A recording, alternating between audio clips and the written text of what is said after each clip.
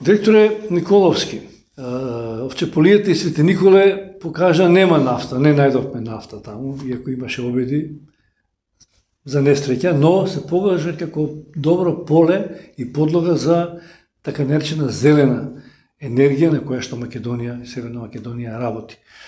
Што се прави моментално таму? Има неколку ветерни паркови, фотоволтаици и така натаму. Па, јас би почнал вака, не само Овчеполието, него скоро целата територија на нашата држава е доста погодна за реализирање на овие инвестиции во делот на обновливите извори. Или така наречената зелена енергија. Во Овчеполието, заради сончевите денови, таму се во моментот се градат и доста фотонапонски централи, а она што е најактуелно периодов е веќе завршната фаза на ветерниот парк Богословец. Тоа е ветерен парк кој што треба во моментот до крајот на годината да се завршат и техничките процедури и веќе се надевам од почетокот на идната година да почне со работа. Се работи за голем ветерен парк, се работи за ветерен парк кој што ќе треба да произведува струја на 8 столба, со 8 турбини, со мокинос од 36 мегавати, еден ветерен парк кој што ќе биде во моментот поддршка и за целиот енергетски систем за подобрување на енергетската ситуација, поготово сега кога се наоѓаме и ние како и останатите држави во сериозна една светска енергетска криза. До крај со подготовките, како течат работите? Од она ја што имам информации, бидејќи излеговме и на терен, да заедно со инвеститорот, да ја согледаме состојбата, веќе се е инсталирано, се очекува да се изврши само пробната намена и веројатно веднаш после тоа да се дофинишираат сите целосната потребна документација да се пушти во употреба. Пак ќе напоменам, тоа во моментот е ќе биде најголемата инвестиција и најголемото производство на електрична енергија од производство на обновливи извори после ветерниот парк во Богданци на кој што е на АД Електрани Македонија. Ова е приватна инвестиција, така? Ова е приватна инвестиција, се работи за некаде отприлика околу 50 милиони евра инвестиција.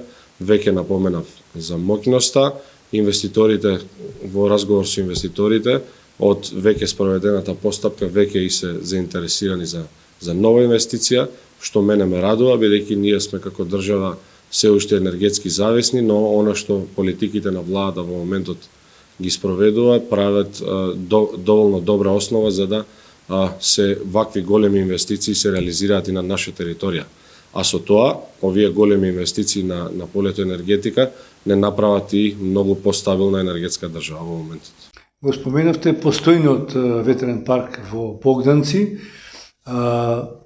Се чини дека со ист капацитет, не дека околу 35-6 мегавати ќе бидат, иако станува збор во Богословец за помал број на столбови. Дали станува збор за понова технологија или за друг тип на ветерници? Така е. И двата парка во моментот генерално се со една иста моќност од 36 мегавати, но паркот во Богданци, бидејќи е многу поодамна направен, таа моќност ја произведува на повеќе столбови со повеќе турбини, додека паркот во Богословец е скоро за надвојно помалку. Паркот во Богданци, од информации кои што ги имам од СМ, веќе се работи на негово проширување, односно на конечно целосна реализација, а тоа е да ветерниот парк во Богданци дојде до капацитет од 50 мегавати. Тука треба да се направат, според моите информации, уште 3 ветерни столба, кои што ќе го дополнат планираниот капацитет за производство на електрична енергија на тој ветерен парк од 50 мегавати. Сите овие инвестиции дополнително сериозно помагаат во оваа ситуација во производството на електрична енергија, бидејќи знаеме дека се наоѓаме во криза и поготово што збориме за инвестиции кои што ќе произведуваат струја од обновливи извори на енергија. Ние како држава сме погодни, една од државите во која што на својата територија има и најмногу сончеви денови во текот на годината, иако имаме исто така изобилство на ветер за она што разговаравме до сега и вода. Пред да прашам за уште една исто така голема најава за ветерен парк, Богданци стариот и овој новиот во Богословец, колкаво количество енергија ќе произведуваат тие киловати негде? Ја кажав моќноста во зависност од состојбите во кои што ќе се наоѓаат во текот на годината, таа моќност и на едниот парк кој што е 36 мегавати и на паркот во Богданци кој што сега заедно со новата планирана инсталирана моќност треба да изнесува 50 мегавати, тоа ќе биде веќе една сериозна количина произведена од обновливи извори на енергија. Кога пишуваме ние новинарите, генерално за споредба, наведуваме дека тоа е доволно за 20.000 или 60.000 население, но тоа не се локални централи кои што задоволуваат локално население, туку претпоставувам се дел од системот. Така. Значи, произведената електрична енергија влегува во електропреносниот систем на дистрибуција на електрична енергија, но тие бројки кои ќе ги споменете вие како новинари се само една добра паралела за да се знае од прилика една инвестиција со толкава моќност колку од прилика количество на енергија ќе произведе во пракса за користење на без разлика дали се тоа домакинствата или стопанството и индустријата, бидејќи свесни сме дека без електрична енергија и без сигурен електропреносен систем нема ни развој во индустријата и во стопанството. През известно време поранешниот премиер Зоран Заев најави една навистина грандиозна станска инвестиција градење на ветерен парк, мисля че компанијата ВПД. Докаде е со тој проект, колкава моќност ќе има таа и колку ќе чини? Така е, поранешниот премиер Зоран Заев ја најави таа инвестиција. Во текст се мерењата, односно за спроведување на една ваква инвестиција од обновливи извори за енергија во делот на ветерот, секогаш и законски, но и по други основи, секогаш треба да се спроведат мерења. ВПД во моментот мери, тоа треба да биде најголемата инвестиција која што се планира во државата и во делот на обновливи извори на енергија, но и воопшто се работи за 500 милиони евра инвестиција и за ветерен парк од 400 мегавати часови електрична енергија. Јас сум искрено оптимист околу реализирање на оваа инвестиција. Оваа инвестиција нас како држава треба да не направи зелен хаб во регионот и ако ништо друго барем да бидеме центар за распоредување на таа електрична енергија и во регионот, но и пошироко. Освен ветерните паркови, актуелно е сега и поставувањето на фотоволтаици на разни површини низ државата. Се чини дека исто така повторно во Свети Никола има некој голем ветерен на овој фотоволтаичен парк, но има интерес и кај граѓаните да го прават тоа. Каква е таа определба на држава да ги замени постојните начини на снабдување, давајки шанса на оваа обновливи извори енергија, што е тренд во светот и што на некој начин ги намалува емисијата на штетни гасови. На страна од... Има и стратегија, ми се чини дека така. На страна од ветерната енергија, ние како држава, пак ќе напоменам уште еднаш, дека сме една од државите во регионот, а и во Европа со најмногу сончеви денови. Тоа автоматски е и сериозен потенцијал за привлекување на домашни и странски инвеститори во делот на оваа глобална енергетска криза за инвестирање во производство на електрична енергија од фотонапонски панели. Пред кратко време, она што и вие го напоменавте, беше пуштена во употреба моментално најголемата фотонапонска централа од 17 мегавати, која што ако ја земеме споредбено е за 11 мегавати повеќе од се оно што е претходно инсталирано, односно зборувам за период од последните 10 месеци. Ние како држава, владата донесе, изработи стратегија за развој на енергетиката до 2040 година, која што е целосно базирана на Европскиот зелен договор, заради тоа што и Европа налага производството на електрична енергија согласно годините кои што следуваат да се зголемува, заради тоа што производството на електрична енергија од обновливи извори не значи само предвижување на зелената економија напред, инвестиции, подобра економска состојба, значи и заштита на животната средина и она што и вие го напоменавте, намалувањето на стакленичките гасови.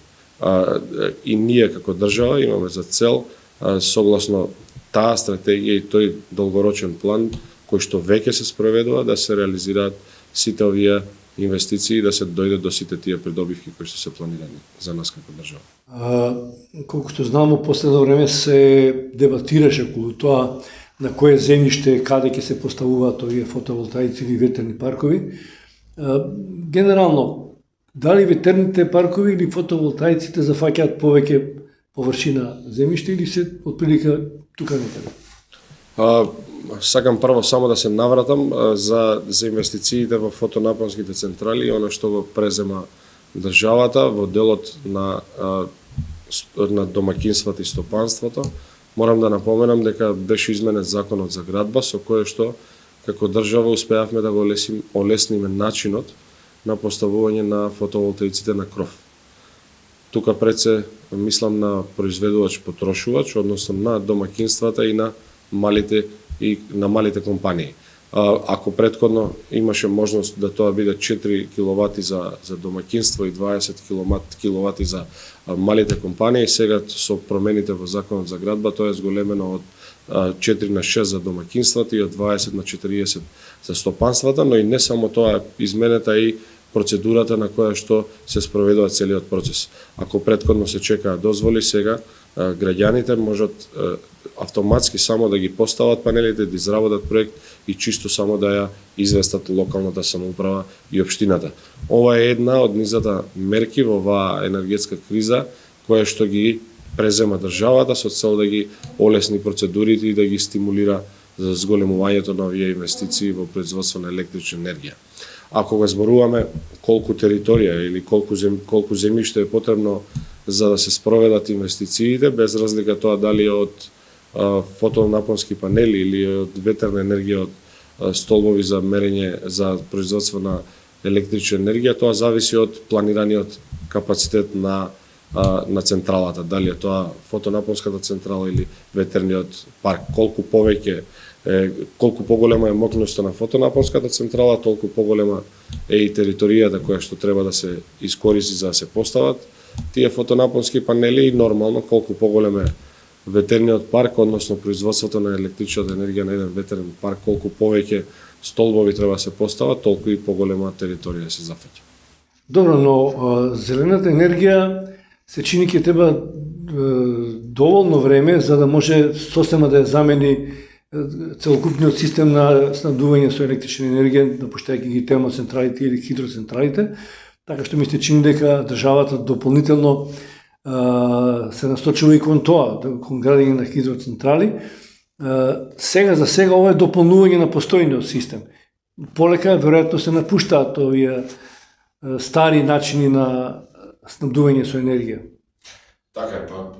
Но долги години не се обновуваше во земјата. Значи, допрва се почнува да се инвестира во овие обновливи извори на енергија. И енергетската криза која што не најде не само нас, пак ќе напоменам и Европа и светот, но и европските регулативи кон кои што како држава се стремиме согласно отпочнувањето на рамката за преговори, налага да производството на електрична енергија го трансформираме од постоечките капацитети во обновливи извори на енергија. И нормално тоа не може да се направи преку ноќ, за се тоа е потребно време, но сметам дека сме на добар пат, дека ги преземаме добри чекори, дека се движат работите според планот и се надевам согласно сите рокови ќе ги исполниме и предвидените цели кои што ги имаме на ова поле на производство на електрична енергија.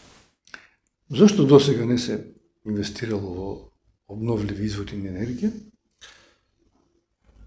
Одговор конкретен околу ова можеби ќе треба да дадат многу повеќе луѓе од мене, но јас можам да кажам во изминативе децении, во изминативе децении, да, ве разбирам, но јас пак ќе се вратам, сметам дека ова сега што се прави ќе има за цел да го надополни можеби и тоа што претходно не било направено како треба. Благодарам за одвоеното време, господине. Благодарам и на вас.